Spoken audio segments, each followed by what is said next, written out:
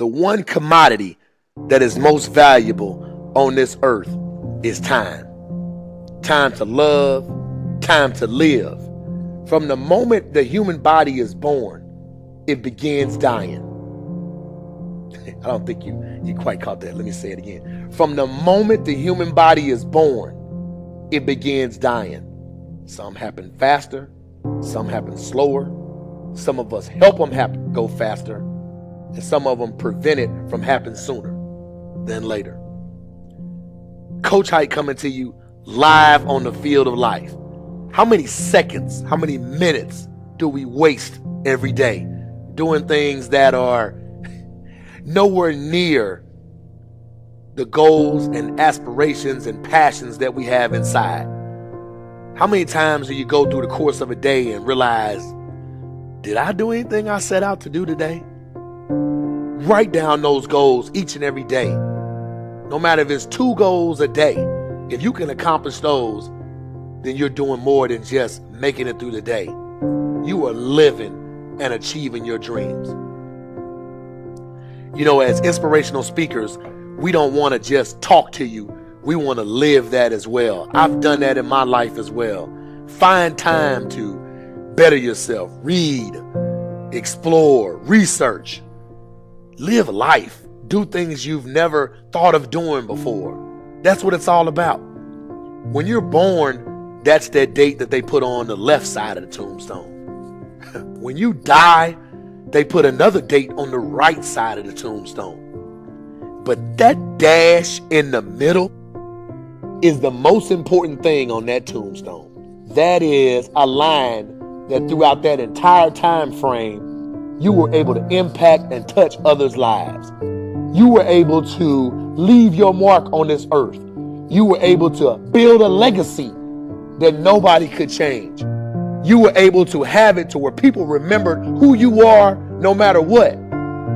When you're living for that dash in the middle, you're going to remember your why. Your why you're here. Not the why did you do something. Your why, your reason for getting up in the morning, your reason for pushing yourself past the brink of exertion and giving up. Your reason for moving on and getting things done in life. That dash in the middle, that's the thing that pushes you. Just stop for a second. Write down your why. What are you doing this for in life? If your why doesn't make you cry, then that's not your why. Again, if your why doesn't make you cry, then that's not your why. Your why should be something so big that it moves your family tree.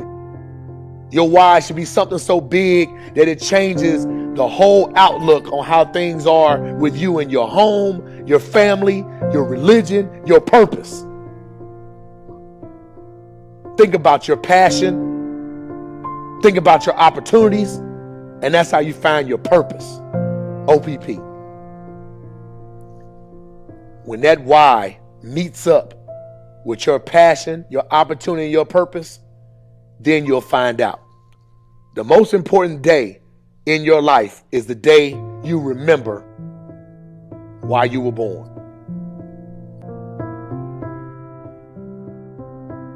I want to explain to you how you can live an easy life, you know? Accomplishing goals and being successful and going out in the world, and that's tough. The only way to live an easy life is to basically give up on all your dreams and aspirations and just sit around doing nothing. Shit that is easy is not worth accomplishing. Therefore, a life that is easy is not even worth living. Nothing in this world is worth having or doing unless it means effort, pain, and difficulty. When you listen to me, you listen to me good. You are going to die. All of you. You, all your friends, your family, everyone you know, everyone you care about is going to die. If you love life, do not waste time, because time is what life is made of. So if you respect and appreciate the time that you've been given, why aren't you out there doing what you want to do? What you need to be telling yourself is, it's unacceptable to be sitting around and procrastinating, and I no longer want to be a loser. I no longer want to be average. I know what it is that I want, and I'm going to work hard, and I'm going to get it. When you want to succeed as bad as you want to breathe, then you'll be successful. Some of you love sleep more than you love success. And I'm here to tell you today, if you're going to be successful, you've got to be willing to give up sleep. You got to be willing to work off for 3 hours of sleep, 2 hours. If you really want to be successful, some days you're going to have to stay up 3 days in a row. But you don't need to, if you don't really want it. How badly are you wanting success? Rather than actually working towards your dreams, a lot of you are just thinking about it. I have high hopes for everybody watching this. I want to remember your name.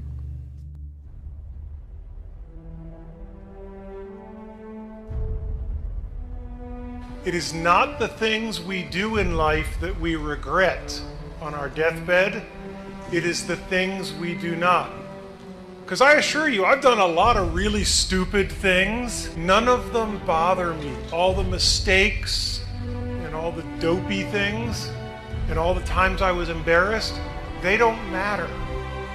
Find your passion, and in my experience, no matter what you do at work or what you do in official settings, that passion will be grounded in people, and it will be grounded in the relationships you have with people and what they think of you when your time comes.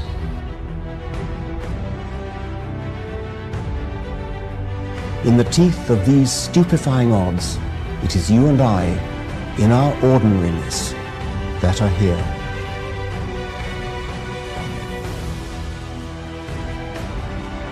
But one thing I can tell you, I do every single day of my life is I try to find somebody else to change their life.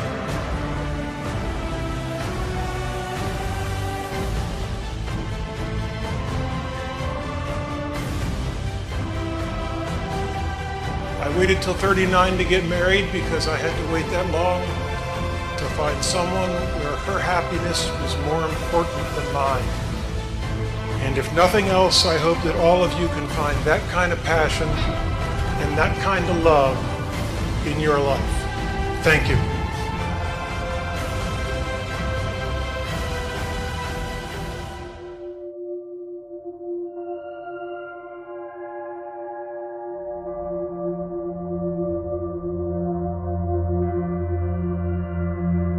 A journey of 1,000 miles begins with a single step. It's from an old Chinese proverb. Most people have heard it or have come across it at some point. And the meaning's pretty straightforward, right? It advocates having the courage to take that step towards a goal. And that's huge. You're making that decision to move forward towards something you want. But it's what happens immediately following that first step that I'm interested in. What happens when the journey's begun? And it's you and your goal, and all of a sudden you realize how long that road ahead really is. You know, this is a turning point for a lot of people. And those who can succeed are able to take their daunting, intimidating goal or journey and see it for what it really is. Just a bunch of small, manageable tasks strung together. You know, when you look at why people quit, a lot of the time it's because they were overwhelmed by their goals and ambitions. Let's say you have, this wonderful plan in your head to climb a mountain. You're thinking about that feeling of being on top, looking down with pride. Every time you think about it, your heart starts racing. So you pack your stuff, you make your way down to the base of the mountain, and then you look up. Different ball game, right? Now the entire mountain's in front of you, and you realize that that's no small feat. That is when people walk away. When they aren't able to see a challenge as a sum of tiny steps, they see it as a crazy, impossible task. It's like saying you want to be the next Tom Brady or Kobe Bryant. It's a tall mountain to climb. Like trying to hit a target from a mile away. But if you can identify and map out what you need to conquer in order to become a better basketball player or football player and begin taking those small steps, improving every day, that makes dreams real. That's what gives goals life. The ability to see your objective not as a marathon, but as a series of little 400-meter stretches. Stepping stones. You know what your objective is today, tomorrow, the end of the week, and the end of the year. And completing them day by day, these little victories, that's what gives your dream life. It's what gives you momentum. You feel good about the process. And by the way, when things blow up in your face, which happens every so often on this little place we call Earth, you'll have that foundation and that sense of accomplishment to stay focused, because your approach is tangible and it's realistic. This applies with everything. Losing a job, a breakup, failing a test. These things are monumental if you allow them to be. They can turn into that unclimbable mountain. Or they can roadmap a new path for you. And if you define what you want, you define success and begin stepping towards it 1 hour, 1 day at a time, you'll get where you want to be quicker than you thought. What changes our whole life is action. Why don't we take action? Fear. What do we got to do to get ourselves to do it? We got to make sure that we push ourselves through it by making a decision. The point in which change happens is a decision. Every change in your life that you want will come from something simple, a decision. People go, what does it take to change? Decide. If I persist, if I continue to try, if I continue to charge forward, I will succeed. I will persist until I succeed. I was not delivered unto this world in defeat, nor does failure course in my veins. I am not a sheep waiting to be prodded by my shepherd. I am a lion, and I refuse to talk, to walk, to sleep with the sheep. Don't be a follower, be a student. Take advice, but not orders. Take information, but don't let somebody, order your life. Not to do what someone else says. Take what someone else says, process it, think about it, ponder it. If it makes you wonder, if it makes you think, then it's valuable. Then when you go take action, make sure that the action is not what somebody told you to do. Make sure the action is the product of your own conclusion. But I'm exactly where I wanted to be because I realized I got to commit my very being to this thing. I gotta breathe it, I gotta eat it, I gotta sleep it. And until you get there, you'll never be successful in life. But once you get there, I guarantee you, the world is yours. Stay out of the clutches of mediocrity. Invent yourself, and then reinvent yourself. Change your tone and shape so often that they can never categorize you. Reinvigorate yourself and accept what is. Be self-taught and reinvent your life because you must. It is your life, and its history and the present belong only to you.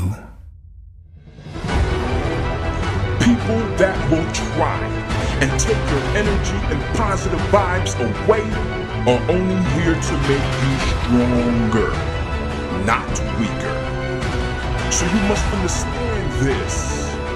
You have the power to allow others to control you or not. Everybody that comes in and out your life is put in place for a reason. If this world was just a totally happy place with no struggle, then you wouldn't learn how to gain strength, gain the courage, learn from your mistakes, and to thrive through pain. Everybody is put in place in your life for you to succeed, not to fail.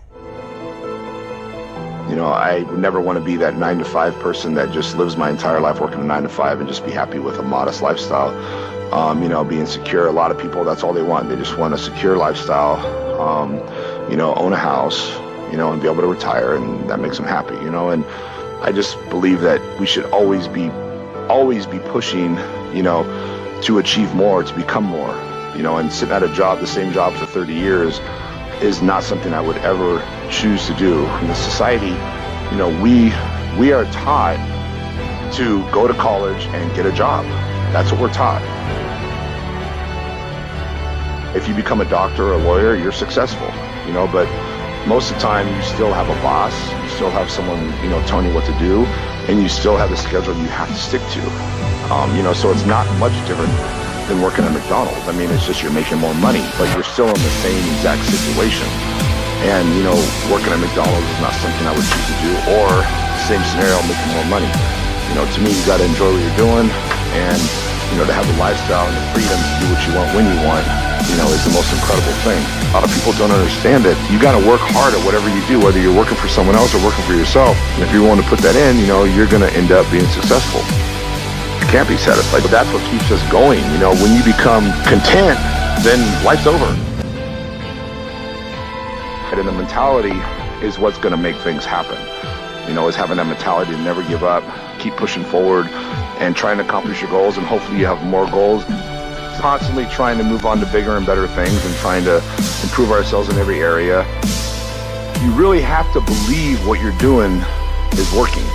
It's very important to believe. You have to believe to achieve. If you're doing something and you're not 100% confident in what you're doing, you're going to fail. Someone who is doing something maybe not 100% correctly, but they truly believe in their mind that they're doing the best they could possibly do, and they believe what they're doing is the best possible scenario, I think they're going to have a lot more success than someone that is doing it 100% right, but aren't positive in what they're doing. The mind is the most powerful tool we have, and in order to be a winner, you have to lose. That's how you learn. One day I may is telling me you better get out there and start busting your ass. Going forward and never stop. Don't miss a day. One day miss is the day you can't get back. Always look at the positive. The glass is always half full. If you think positive and you look at the positive, you're only going to continue to get better. And it's being positive in every area is the secret. It's the secret to life. If you're negative about anything, you're going to fail, no matter what it is. You're not happy. You want to be better. But that's what you want in every aspect of life. You want to better yourself in every way possible.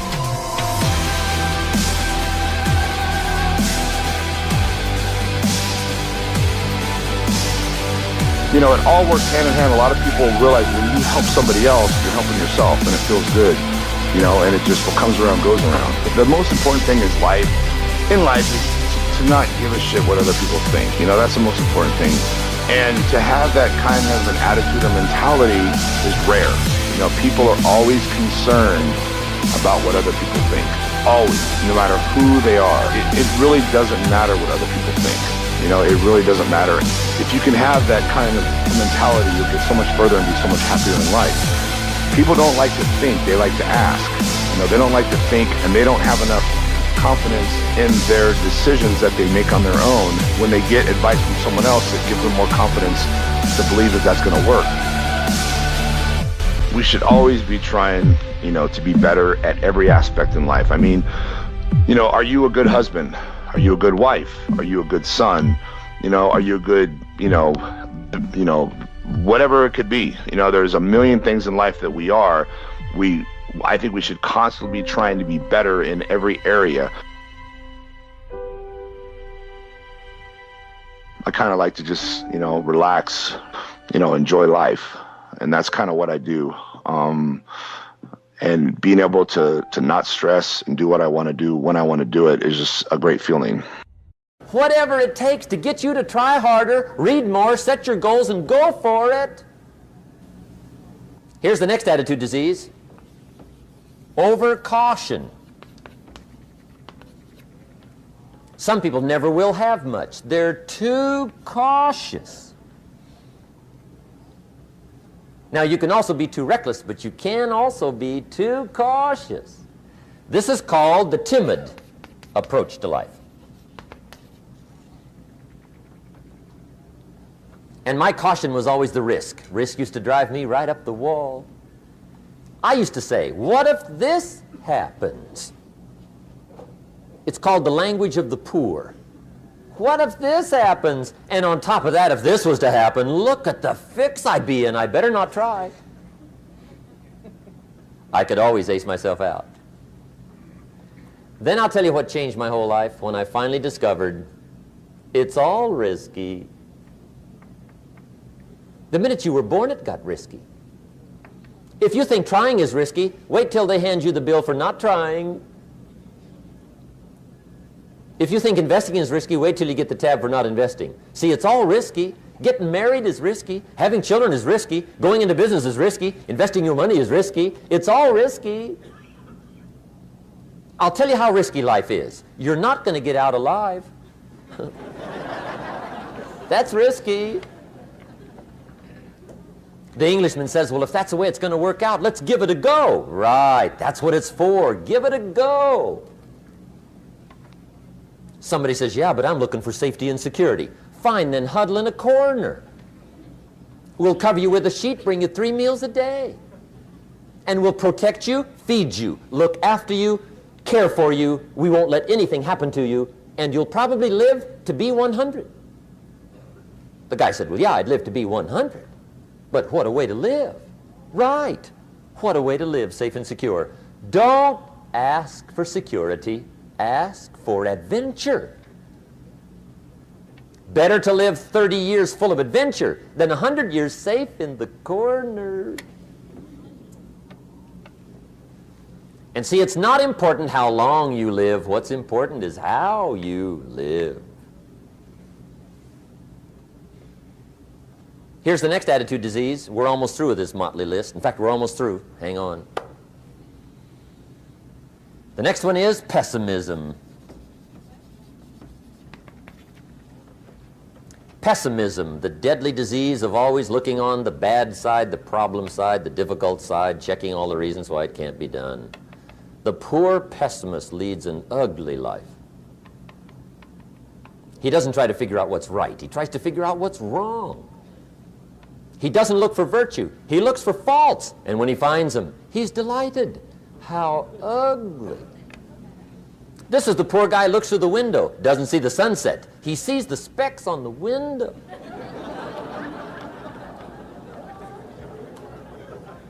And this is the poor guy, right, who rushes up, takes such leave of his senses. This guy rushes up and he says, I've got 5 good reasons why it won't work. He's so dumb he doesn't know all he needs 1. He's got 5.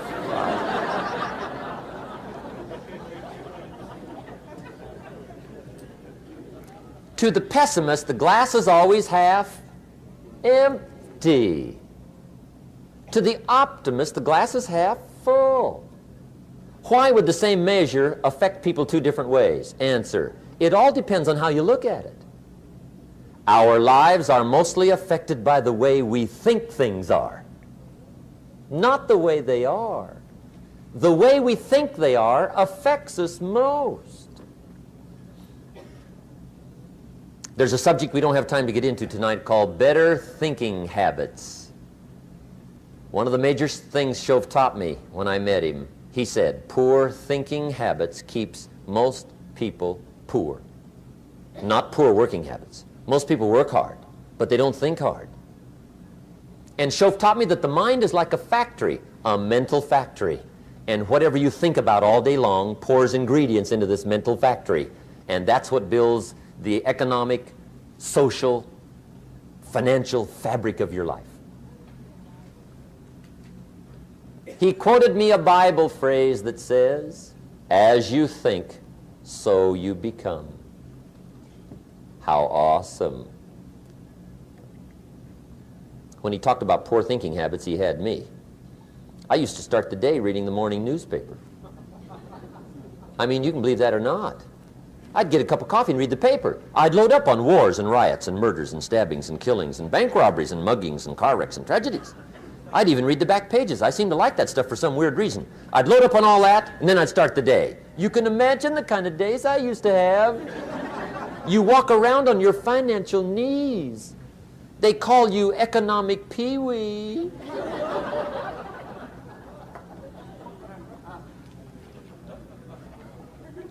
The guy says, I want to be a great leader.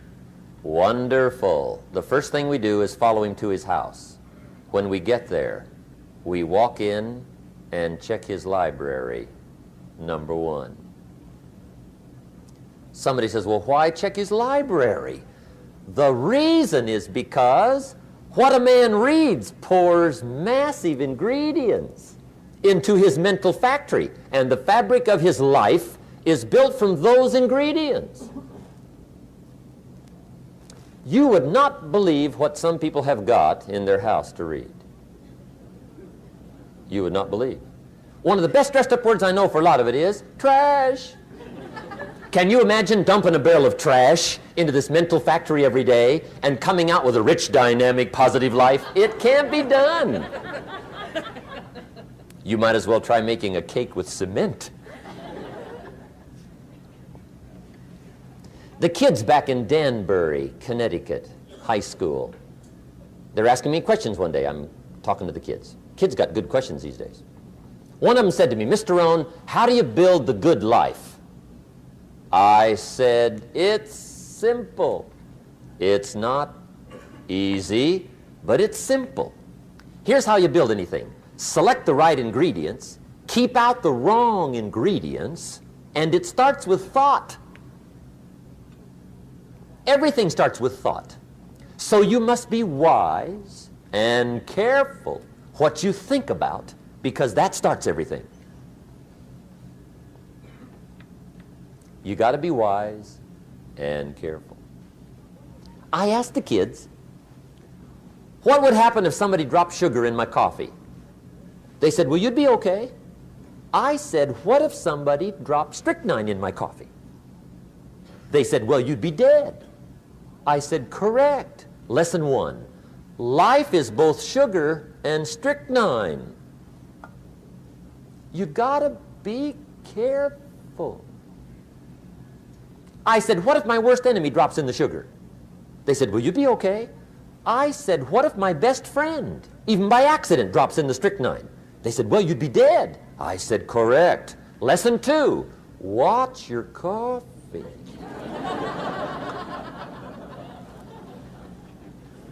You got to be careful. See, it doesn't matter who hands you the bad stuff. It doesn't matter where you get the bad stuff. It'll still do its damage on your bank account, wherever you get it.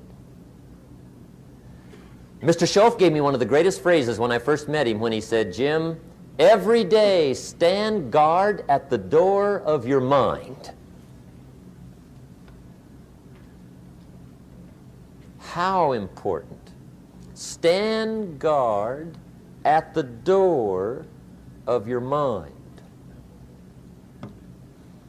And you decide what goes into your mental factory. Don't let anybody just dump anything they want to in your mental factory, because you've got to live with the results. Okay, here's the last disease, and we're through with this list. In fact, we're almost through. Hang on. The last subject is very brief. The last disease, but this one is deadly. Engage in this one, indulge in it even slightly, and you might as well forget the future, because it's going to forget you. Complaining, crying, whining, griping, a Bible word called murmuring. See, that'll ace your future. Spend 5 minutes complaining, and you have wasted 5. And you may have begun what's known as economic cancer of the bone. Surely they will soon haul you off into a financial desert and there let you choke on the dust of your own regret. I hope I said that well, so you won't forget. It's a deadly disease. If you don't think it's bad, ask the children of Israel of Old Testament fame. Typical of us all, their story just happened to get in the book. Story says, children of Israel were slaves. God performed a series of dazzling miracles and got them out. And now they're heading for the promised land. Remember the story? Heading for the promised land. Tragedy of the story, they never got there. Reason. From day one, they started to complain. They griped about the water. They griped about the weather. They whined and cried and griped about the food. They griped about the leadership. They whined and cried because it was too far, too cold, too hot, too difficult, too miserable. I mean, they whined and cried for years. Finally, God said, I've had it, trip canceled. Or something like that. The story says they died in the desert, never got to the promised land. Which I think means two things. Indulge in this long enough, you get your future canceled. And I guess it also means even God himself can only take so much.